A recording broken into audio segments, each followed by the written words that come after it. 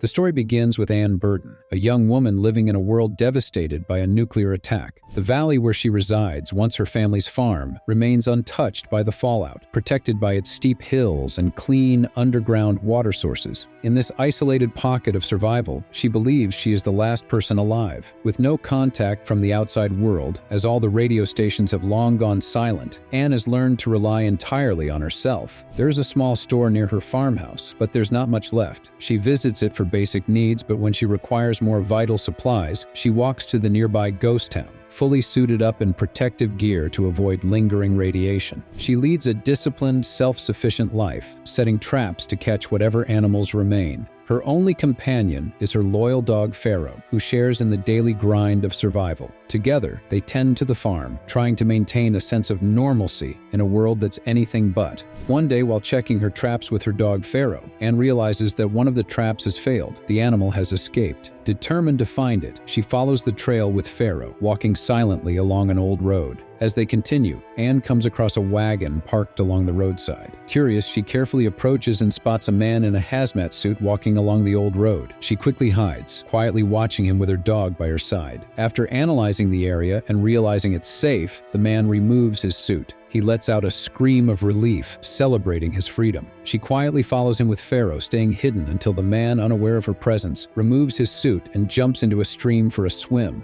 Anne, knowing the water is contaminated, shouts a warning for him to get out, but he is startled by her sudden appearance. Panicking, he points a gun at her, unsure if she's a threat. Anne, calm and unfazed, slowly puts down her weapon to show she means no harm. She explains that the stream is dangerous, its water tainted by the contaminated areas beyond the valley. After hearing her out, he finally listens, gets out of the water, and hurries back to his wagon, where he administers medicine to himself, already falling ill from the exposure. The man introduces himself as John Loomis, an engineer who survived by staying in a distant government bunker. As the water begins to affect him, Anne helps him and heads back to the farmhouse. For the next several days, he is bedridden, and Anne cares for him, bringing over his wagon and discovering a photo of a woman, possibly his wife. Despite his initial wariness, Anne's care helps him slowly recover, and she even prays for his health, desperately longing for companionship after so much time alone. As John's health improves, he begins adapting to life in the valley. During quiet moments, they share stories of their lives before the apocalypse. Anne shows him her family pictures and talks about her parents and neighbors who had set out years ago in search of survivors but never returned, leaving her to face this world alone. She especially misses her younger brother, with whom she was very close, and shares memories of him with John. During their conversation, John explains how Anne's farm is protected from radioactive contaminants thanks to the rocky hillsides and favorable weather patterns. Afterward, Anne feels a rare connection and hugs him, something she hasn't done in a long time. The next day, John steps outside to help on the farm and notices an old tractor in the field. Anne explains that she ran out of gas last year and hasn't been able to use it since, as she couldn't pump more without electricity. John sees a solution and explains how Anne can manually pump gas from a nearby abandoned station. Following his instructions, she successfully fuels the tractor, bringing it back to life. Later that day, over dinner, they talk more about their lives before the apocalypse. John shares how he lived in a government bunker, 1 mile underground, but left because he couldn't bear being without sunlight any longer. Curious, Anne asks about the pictures in his wagon, but John explains they're of a woman from his past, not his wife. As the days pass, Anne and John grow closer. One afternoon, while frying fish by the pond, their conversation drifts to the farm. Anne mentions that there used to be a generator in the farmhouse, but it's been broken for some time. John, intrigued, offers to take a look and fix it so it could help them store food for the winter. While working on it, John gets an idea. He suggests they could generate hydroelectric power from the nearby waterfall using a water wheel. Excited by the possibility, he shares his plan. Filled with fresh hope, they rush to the waterfall to explore the idea further. As they walk through the misty forest, John explains his plan in more detail. When they arrive, he suggests using wood from Anne's father's church to build the water wheel. Anne agrees at first, understanding the need for materials. But when they reach the church and John mentions needing most of the planks, she hesitates. The church, built by her father and filled with memories, is too important to her. Sensing her attachment, John respects her decision and decides not to pursue the idea. Their days are filled with hard work, but cracks start to show between them, especially over their views on work and faith. One evening, Anne finds John drunk, surrounded by empty beer bottles. He teases her, mocking how she's been eating sweets from the shelves but never touches the beer. Staying calm, Anne helps him to bed despite his snide comments, as she tries to make him more comfortable by taking off his dirty clothes. John suddenly snaps. He pushes her away, insisting he doesn't need her help, and in his frustration, he pins her against the wall. Shaken, Anne quietly leaves the room, her heart racing as she tries to process his outburst. The next morning, John, sober and remorseful, apologizes sincerely. Though still rattled, Anne accepts his apology, hoping it was just a momentary lapse. They continue working together as if nothing had happened the night before. That evening, during dinner, Anne surprises John with a bottle of wine. As they drink, the tension eases, and after a few glasses, they're both feeling tipsy. The mood lightens, and they start dancing together in the living room, laughing and swaying, enjoying each other's company. The moment gradually becomes more intimate, and they share their first kiss. Their kiss deepens, and soon they move upstairs, the tension between them growing. But just as things are about to escalate, John stops. He gently pulls away, admitting that taking this step would change everything between them. While he confesses his feelings for her, he explains that they need more time to truly get to know each other before going further.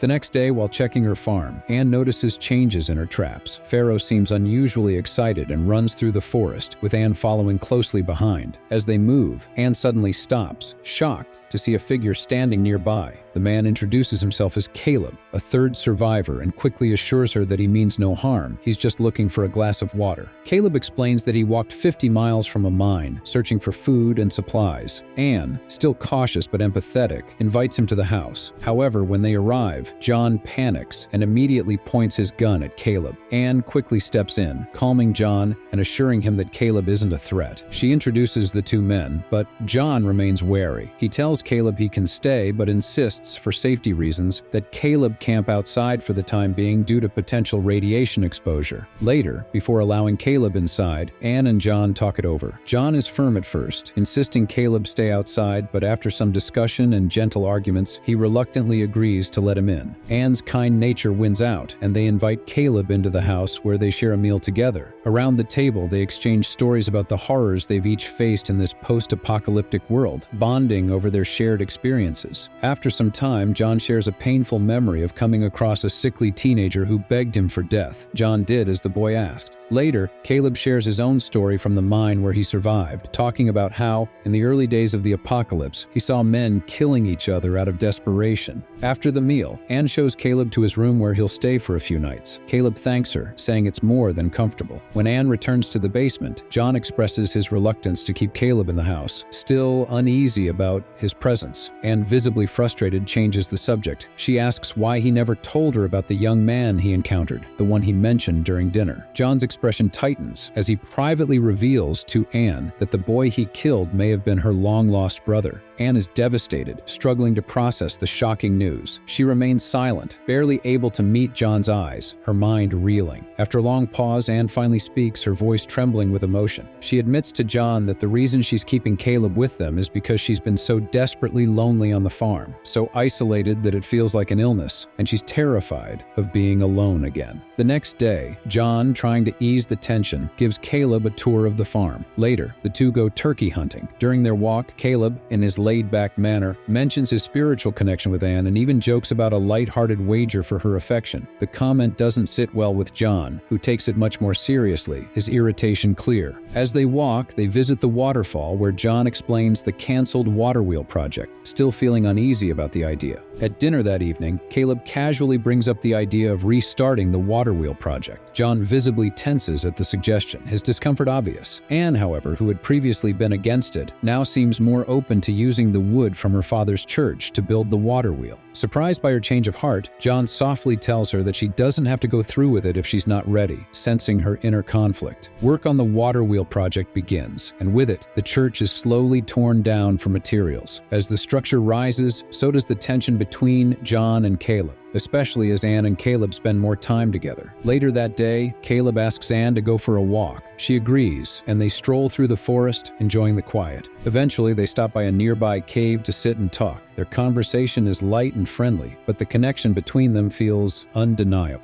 As they head back to the farmhouse, they spot John working hard on the nearly finished water wheel. John notices them approaching, and seeing them together, relaxed and comfortable, stirs a deeper sense of jealousy in him. The three of them continue working on the water wheel, but the emotional tension becomes more obvious. Once the project is done, they celebrate with a big dinner, feeling a sense of accomplishment. That night, after a few drinks, they all head to the pond for a late-night swim, keeping the celebration going. Anne spends most of her time with Caleb in the water, while John quietly watches from the side. As the night cools, Caleb is the first to shiver and get out, heading back to the house. Anne and John follow shortly after, walking together in the cool night air. On the way back to the farmhouse, John, feeling emotional from the alcohol, tearfully confesses his love for Anne. Anne, still surprised, takes John's hand as they walk back home together. She helps him to bed, upset that he passed out before realizing how much she wants to be with him tonight. Walking down the hallway, she hears Caleb still awake in the bathroom. Unsure but curious, she heads to his door. Caleb opens it and without a word, welcomes her in.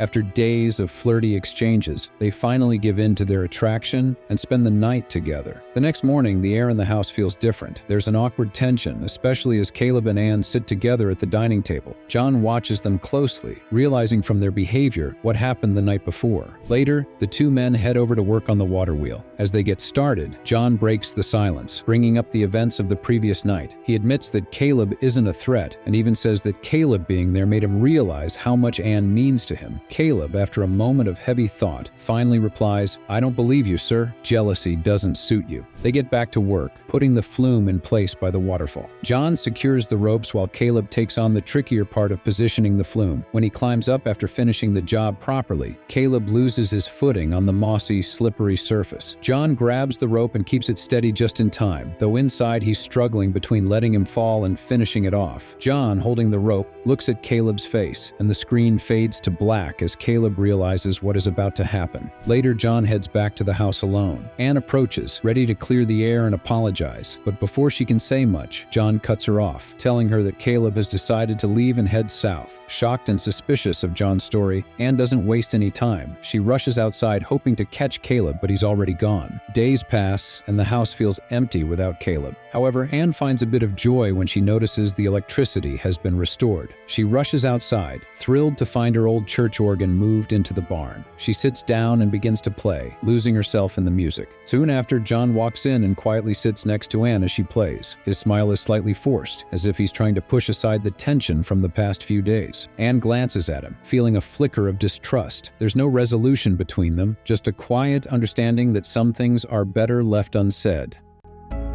Thanks for watching. Make sure to subscribe and turn on notifications for more videos like this. We've got a lot of great content coming your way. Take care and see you again.